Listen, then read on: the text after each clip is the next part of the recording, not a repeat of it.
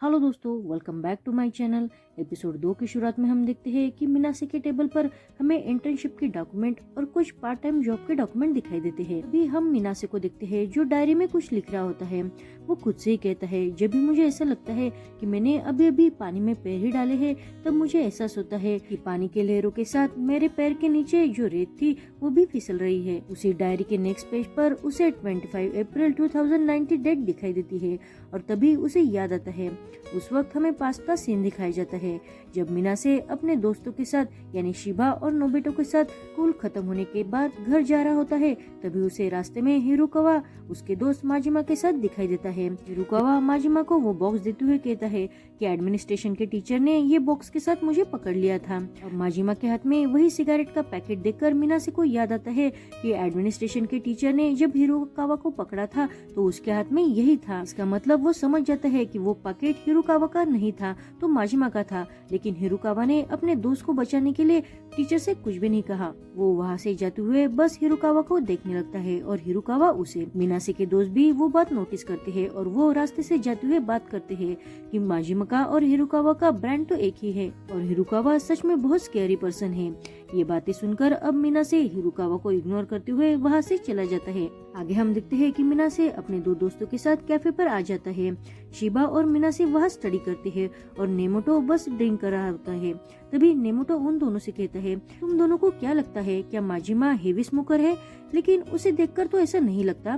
तभी शिबा उसे कहता है, वो हिरुकावा के संगत में है तो उसका असर तो होगा ही ना। और हिरुकावा को पता नहीं है कि उसके वजह से माजिमा की लाइफ कितनी बर्बाद हो रही है। शिबा की बात सुनकर मीनाक्षी तो सडनली कह देता है, ऐसी बात नहीं है, माजिमा को खुद का दिल है और दिमाग भी है। इसका मतलब ये नहीं है कि वो हिरुकावा की सारी बातें मानता होगा। उसकी ये बात सुनकर शिबा उसे कहता है, मीनाक्षी तुम्हें ऐसा नहीं लग रहा है क्या कि तुम हिरुकावा को डिफेंड कर रहे हो? उसकी बात सुनकर मीनाक्षी उसे कहता है, ये बात नहीं है। तभी नेमोटो को अपनी गर्लफ्रेंड रीना चान का कॉल आता है और वो उससे मिलने के लिए वहाँ से चला जाता है। उसके जाने के बाद अब शिबा और मीनाक्षी दोनों भी अपने स्टडी से थोड़ा ब्रेक लेते हैं। तभी शिबा मीनाक्षी से कहता है, मुझे ऐसा लगता है कि तुम्हें सच में हिरुकावा से दूर ही रहना चाहिए। अब मीनाक्षी हंसते हुए उसे कहता है, लेकिन ऐसा क्यों? तो शिबा उससे कहता है, अगर तुमने दूसरों लोगों के सामने ऐसे ही हिरुकावा को डिफेंड किया तो लोग तुम्हें ही उसकी तरह समझने लगेंगे। इस वजह से तुम्हारी लाइफ पूरी बर्बाद हो जाएगी। ऐसा मैंने एक नॉवेल में पढ़ा था। उस नॉवेल में जो मेन लीड था वो बहुत ही भोला था। वो इतना भोला था कि उस वजह से वो नॉवेल मुझे बहुत बोर होने लगी। तो मीनाक्षी उसे हंसते हुए पूछता है, क्या मैं तुम्हें इतना भोला लगता हूँ? तो शिबा उसे कहता है, वो बात नहीं है, बस मैं तुम्हें एंड में हिट नहीं करना चाहता, इसलिए मैं तुम्हें वार्न कर रहा हूँ। उसकी ये बात सुनकर अब मीनाक्षी भी शॉक होते हुए उसकी तरफ बस देखने लगता है। अब शिबा भी बस उसकी तरफ देखने लगता है। तो मीनाक्षी उन दोनों के बीच की कंडीशन अनकंफर्टेबल ना हो इसलिए शिबा से कहता है, तुम मुझे पढ़ने के लिए कुछ ऐसे ही बुक रेफर करो, इस वजह से मुझे मॉडल राइटिंग के बारे में पता चल जाएगा। आगे हम देखते हैं कि मीनाक्षी के घर आने से पहले ही उसकी माँ घर आकर उसका इंतजार ही करी थी। उसने मीनाक्षी के लिए बहुत डिनर भी प्रिपेयर किया था। वो मीनाक्षी के घर आते ही उसका वेलकम करते हुए उससे पूछती है, तुम कहाँ गए थे? आज तुम्हें आने में बहुत देर हो गई, क्या तुम कहीं मजा कर रहे थे? तो मीनाक्षी उसे कहता है, नहीं, हम तो बस कैफे में बैठकर स्टडी कर रहे थे। तो उसकी माँ कहती है, ये सुनकर मुझे बहुत अच्छा लगा। इस वक्त तुम्हें अपने दोस्त बहुत सोच समझकर बनानी चाहिए। एक बार अगर तुम किसी गलत संगत में पड़ गए तो तुम्हारी लाइफ बर्बाद होने से कोई नहीं बचा सकता और ये टाइम तुम्हारे लिए बहुत ही इम्पोर्टेंट है। तो मीनाक्षी उनसे कहता है, ऐसे दोस्त बनाने से तो अच्छा है कि मैं अकेला ही रहूं। ये सुनकर उसकी माँ उस पर खुश होते हुए कहती है, तुम अच्छे बेटे हो। आगे वो दोनों एक साथ डिनर करने लगते हैं। तभी मीनाक्षी की माँ उससे कहती है, मुझे तुम्हारे पापा का तो कुछ समझ में नहीं आता, वो बस अनप्रॉफिटेबल ऐसे आर्ट फिल्म बनाते हैं। वो अपनी स्टेप मदर का पैसा वेस्ट कर रहे हैं लेकिन उससे कमाते कुछ भी नहीं। लेकिन तुम्हें देखकर मुझे बहुत खुशी मिलती है कि तुम अपने पापा की तरह अपनी लाइफ आर्ट के पीछे बर्बाद नहीं कर रहे हो। अब मीनाक्षी वो बात बदलते हुए अपनी माँ से पूछता है, माँ आप कब तक यहाँ रहने वाली हो? तो वो कहती है, मैं यहाँ एक हफ्ते तक रुकूंगी, लेकिन कल सुबह मुझे जल्दी कहीं जाना है। और वो मीनाक्षी से कहती है, मैंने ऑलरेडी तुम्हारे खर्चे के पैसे तुम्हें ट्रांसफर कर दिए हैं। मैं तो बस यहाँ ये देखने आई थी कि तुम कैसे रह रहे हो और तुम्हें देखकर मुझे बहुत खुशी मिली। अपनी माँ को खुश देखकर मीनाक्षी भी खुश हो जाता है। आगे हम देखते हैं कि मीनाक्षी जब रास्ते पर से गुजरा होता है तो वो वहाँ हिरुकावा को अपने दोस्तों के साथ बातें करते हुए देख लेता है। अब वो हिरुकावा को अवॉइड करके वहाँ से जाने लगता है, लेकिन हिरुकावा उसे आवाज देते हुए पूछता है, तुम कहाँ जा रहे हो? तो मीनाक्षी उसे कहता है, मैं बुक स्टोर जा रहा हूँ। तो हिरुकावा उसे कहता है मैं भी तुम्हारे साथ चलता हूँ। अब मीनासे तो उसे अवॉइड करने के लिए दूसरे रास्ते से बुक स्टोर जाने लगता है, लेकिन हिरुकावा भी उसके पीछे पीछे आने लगता है। तो मीनासे उसे कहता है मैंने तुमसे कहा ना कि मुझसे बात मत करना। तो हिरुकावा उसे कहता है हाँ, लेकिन तुमने कहा था कि स्कूल में बात मत करना, और अब यहाँ स्कूल नहीं है। अब मीनासे उसे कहता है लेकिन तुम मुझे फॉलो क्यों कर रहे हो। तो हिरुकावा उसे कहता है मैं भी बुक स्टोर जाना चाहता हूँ, मैं वहाँ जाकर कुछ मूवी के मैगजीन खरीदना चाहता हूँ। अब मूवी का नाम सुनकर मीनासे उससे पूछता है क्या तुम मूवी देखते हो। तो हिरुकावा उसे कहता है हाँ, क्या तुम नहीं देखते। तो मीनासे उसे कहता है मैं मूवी नहीं देखता। तो हिरुकावा उसे पूछता है क्यों, तुम्हें मूवी देखने में इंटरेस्ट नहीं है क्या। तो मीनासे उसे कहता है ऐसी बात नहीं है, लेकिन मेरे माँ को मेरा मूवी देखना बिल्कुल भी पसंद नहीं है, इसलिए मैं नहीं देखता। हिरुकावा उसे पूछता है तुम्हारी फेवरेट मूवी कौन सी है। तो मीनासे उसे कहता है कि साउंड ऑफ वाटर। ये सुनकर हिरुकावा उसे कहता है क्या सच में तुम्हारी वो फेवरेट है। तो मीनासे उसे कहता है लेकिन उस मूवी को आए बहुत दिन हो गए हैं, अब मुझे नहीं लगता कि वो मूवी डिस्ट्रीब्यूटर के पास भी होगी और उसकी सीडी भी किसी के पास अवेलेबल होगी। तो हिरुकावा उसे कहता है तो हमें बुक स्टोर जाने की कोई जरूरत नहीं है, तुम मेरे पीछे मेरे घर पर चलो। मीनासे तो पहले सरप्राइज हो जाता है, लेकिन वो हिरुकावा के पीछे उसके घर पर चला जाता है। आगे हम देखते हैं कि मीनासे जैसे ही हिरुकावा के घर आता है तो वहाँ उसके पापा की ड्रिंक की बोतल और सारा बिखरा हुआ सामान देखकर वो बहुत ही शौक होता है। अब हिरुकावा वहाँ आकर उसे अपने रूम में लेके जाता है। जैसे ही मीनासे उसके रूम में एंटर करता है तो वहाँ उसे बहुत सारी सीढ़ियाँ और बुक दिखाई देते हैं। उसे देखकर वो बहुत ही सरप्राइज होता है। अब हिरुकावा मीनासे को साउंड ऑफ वाटर उस मूवी की सीडी दिखाते हुए कहता है सब डायरेक्टर में से मेरे ये डायरेक्टर सबसे फेवरेट है। मैं अभी तक जिन जिन लोगों से मिला हूँ उनमें से तुम ही एक ऐसे इंसान हो जिसे इस पिक्चर के बारे में पता है, तो तुम मुझे बताओ कि तुम इस मूवी के बारे में कैसे जानते हो। अब मीनासे उस सीडी को हाथ में देखते हुए कहता है क्योंकि ये डायरेक्टर मेरे पापा है। अब ये सुनकर हिरुकावा तो बहुत ही शौक हो जाता है और वो मीनासे से पूछता है क्या कहा तुमने। तो मीनासे उसे कहता है इस पिक्चर के डायरेक्टर मेरे पापा है। हिरुकावा तो बहुत ही सरप्राइज होते हुए उसे कहता है मैंने इस डायरेक्टर के बारे में पढ़ा था कि इनका बेटा हमारे ही एज का है, लेकिन मैं हमेशा सोचता था कि वो कैसा होगा। अब मीनासे हिरुकावा को वो सीडी वापस देते हुए कहता है ऐसा लगता है कि तुम्हें ये मूवी सच में बहुत पसंद है। तो हिरुकावा वो सीडी लेते हुए उसे प्ले करने के लिए सीडी प्लेयर में डालता है और मीनासे से कहता है आई लव दिस मूवी, लेकिन ऐसा लगता है कि तुम ये मूवी देखना चाहते हो, तो चलो हम एक साथ ये मूवी देखेंगे। अब मीनासे और हिरुकावा एक साथ वो मूवी देखने लगते हैं। अब मीनासे को तो वो मूवी इतनी खास नहीं लगती, इसलिए वो हिरुकावा की तरफ देखता है, लेकिन हिरुकावा बहुत इंटरेस्ट के साथ वो मूवी देख रहा था। तभी मीनासे उसे पूछता है तुम्हें ये मूवी इतनी अच्छी क्यों लगती है। हिरुकावा उसे कहता है क्योंकि इस मूवी में दिखाया गया है कि हर एक के लाइफ में परेशानियां आती रहती है, लेकिन हमें उस परेशानियों को पार करके एक अच्छी लाइफ जीनी चाहिए। ऐसा करने से हम दूसरों के लिए एक अच्छा एग्जाम्पल भी सेट कर सकते हैं। ये सारी बात इस मूवी में दिखाई गई है, इसलिए मुझे ये बहुत पसंद है। और इस मूवी का जो मेन लीड है वो अपने चाहने वाले लोगों को तकलीफों से दूर रखने के लिए खुद सारी तकलीफें सह लेता है। अब उसकी ये सारी बातें मीनासे के समझ में तो नहीं आती, इसलिए वो बस हिरुकावा की तरफ देखने लगता है। तो हिरुकावा उसका फेस देखकर कहता है इसका मतलब तुम्हें कुछ भी नहीं समझ में आया। तो मीनासे उसे कहता है सच में मुझे कुछ भी नहीं समझ आया। उसी वक्त हिरुकावा के पापा बहुत ही ड्रंक होकर घर आते हैं और वो जोर जोर से हिरुकावा को आवाज देकर उसे मारने के लिए रेडी होते हैं।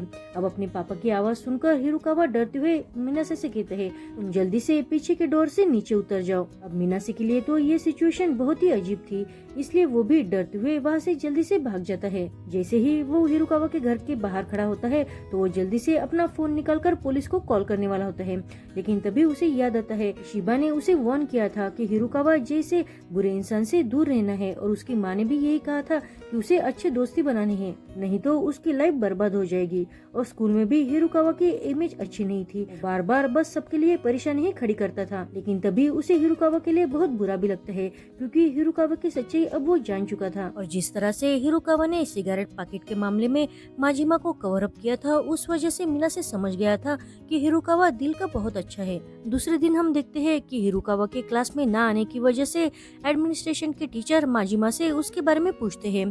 तभी माजिमा उससे कहता है मुझे लगता है कि वो फिर से वैकेशन पर गया होगा। सच कहूँ तो मुझे बहुत खुशी होती कि अगर मैं उसके साथ जा पाता। अब उन दोनों की ये बातें मीनासे सुन रहा था और मिनासे को हिरुकावा के स्कूल ना आने का रीजन पता था, इसलिए उसे हिरुकावा के लिए बहुत बुरा लगता है। उन दोनों की बातों से मिनासे को ये भी समझ में आ जाता है कि हिरुकावा के ग्रेड सबसे कम है। आगे हम देखते हैं कि हिरुकावा की वजह से मिनासे बहुत ही डिस्ट्रैक्ट हो गया था, उसका पढ़ाई में मन ही नहीं लगता। वो अपना मन पढ़ाई में लगाने की बहुत कोशिश करता है, पर वो तो हिरुकावा के बारे में सोचते हुए खुद को रोक ही नहीं पाता। आगे हम देखते हैं कि मिनासे अपना मन बहलाने के लिए कुछ सामान खरीद के रूम पर वापस जाने लगता है। तभी रास्ते में उसे हिरुकावा जाते हुए नजर आता है। तभी वो हिरुकावा को देखकर जल्दी से उसके पीछे जाने लगता है। अब हिरुकावा तो अकेले ही एक छोटे से पॉन्ड के पास बैठ जाता है। तभी मिनासे उसके पास आते हुए उसे पूछता है, तुम आज स्कूल क्यों नहीं आए? तो हिरुकावा उसे देखकर कहता है, मुझे देखकर तुम्हें समझ में नहीं आ रहा है क्या? तो मिनासे उसे कहता है, क्या तुम तुम्हारी चोट की वजह से आज स्कूल नहीं आए? तो हिरुकावा उसे कहता है, अगर तुम्हें सारी बात पता है तो तुम पूछ क्यों रहे हो? अब मिनासे उसे कहता है, तुम अपने पापा के खिलाफ जाने की कोशिश क्यों नहीं करते? क्यों उनकी मार हमेशा खाते रहते हो? तो हिरुकावा उसे कहता है, क्योंकि मैं उनके जैसा नहीं बनना चाहता ना, इसलिए। अब हिरुकावा की चोट देखकर मिनासे उस पर तरस खाते हुए उसे पूछता है, तुम वही क्यों रहते हो? क्या तुम्हारे पास जाने के लिए दूसरी जगह नहीं है क्या?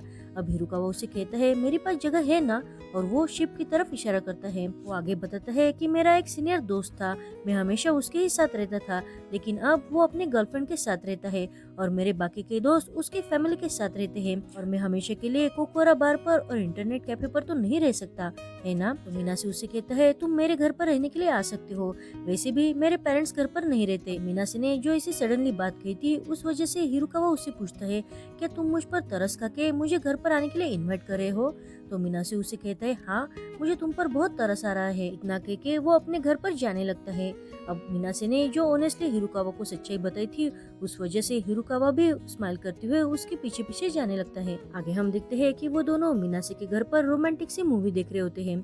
तभी हिरुकावा मिनासे को उसकी फैमिली के बारे में पूछता है। मिनासे उसे कहता है, मेरे फादर हमेशा ही मेरे ग्रेड्स को लेकर बहुत कंप्लेंट करते हैं, और मेरी माँ चाहती है कि मैं अच्छे से पढ़ाई करूँ और किसी अच्छी कंपनी में जॉब करूँ। मैं तो बस मेरी माँ की होप्स पर खरा उतरने के लिए ट्राई करता हूँ। ये सुनकर हिरुकावा उसे कहता है, क्या तुम्हें कभी लोनली फील नहीं होता? तो मिनासे उसे कहता है, मुझे नहीं पता। तो हिरुकावा उसे कहता है, तुम्हें देखकर मुझे तुम पर बहुत तरस आ रहा है। तो मिनासे बस उसकी तरफ देखने लगता है, लेकिन बाद में उसे इग्नोर करते हुए उसे पूछता है, लेकिन तुम्हारी फैमिली का क्या है?